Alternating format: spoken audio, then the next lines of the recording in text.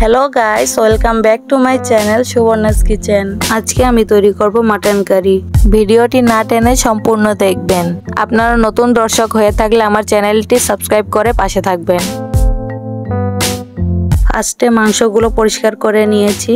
2 চামচ টক দই, 1 চামচ আদা বাটা, 1 চামচ রসুন বাটা, 1 চামচ জিরা বাটা, হাফ বাটি পেঁয়াজ কুচি, 1 চামচ হলুদ গুঁড়ো, স্বাদ মতন লবণ, 2 চামচ শুকনো মরিচ গুঁড়ো, 1 চামচ ধনিয়া গুঁড়ো, 1 চামচ গরম মশলা গুঁড়ো দিয়ে ম্যারিনেট করে রেখে দেব। এখন কড়াইয়ে তেল দিয়ে আলুগুলো ভেজে নেব।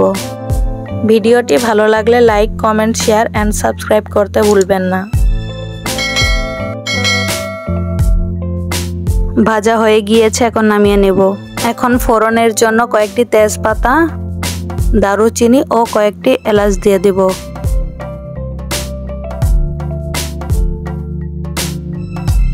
হাফ বাটি পেঁয়াজ কুচি দিয়ে দিব।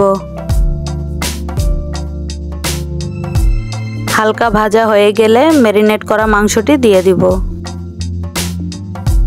হালকা নাড়িয়ে নেব।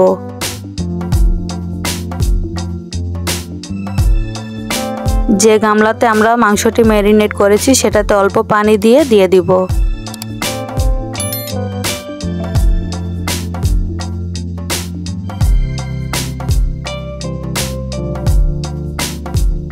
এখন ঢাকনা দিয়ে ঢেকে মাংসটি ভালোভাবে কষিয়ে নেব। কষানো হয়ে গিয়েছে, ভেজে রাখা আলুগুলো দিয়ে দিব।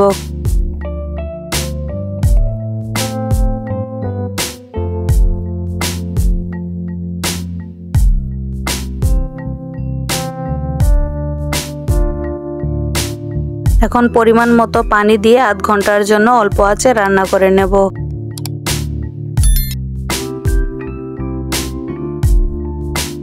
তৈরি হয়ে গেল মাটন কারি। ভিডিওটি ভালো লাগলে লাইক, কমেন্ট, শেয়ার দিয়ে পাশে থাকবেন। ধন্যবাদ সবাইকে। আবারও আসবো নতুন একটি রেসিপি নিয়ে।